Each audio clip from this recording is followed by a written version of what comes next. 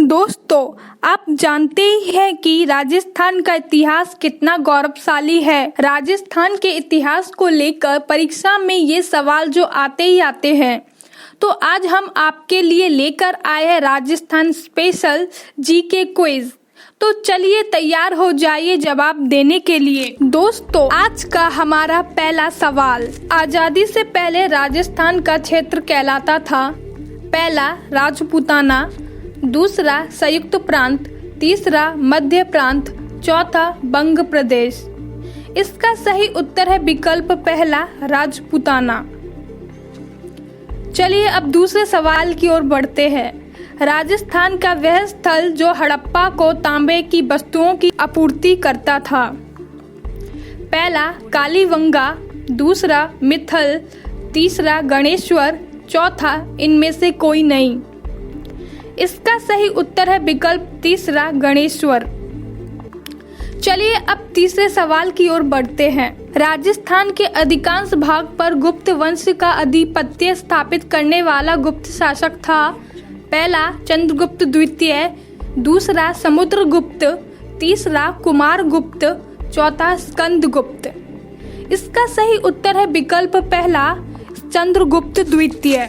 चलिए अब चौथे सवाल की ओर बढ़ते हैं। राजस्थान के किस तीरंदाज को अर्जुन पुरस्कार मिला है?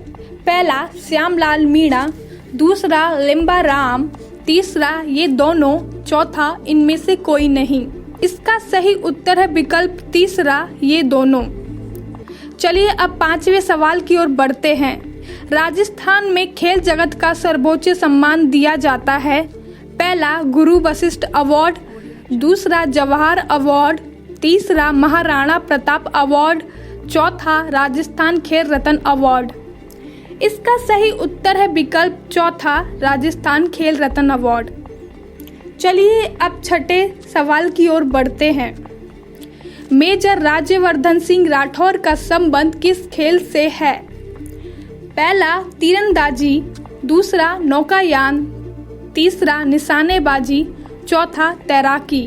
इसका सही उत्तर है विकल्प तीसरा निशानेबाजी। चलिए अब सातवें सवाल की ओर बढ़ते हैं। राजस्थान का राजकीय खेल क्या है? पहला फुटबॉल, दूसरा वॉलीबॉल, तीसरा हॉकी, चौथा बास्केटबॉल।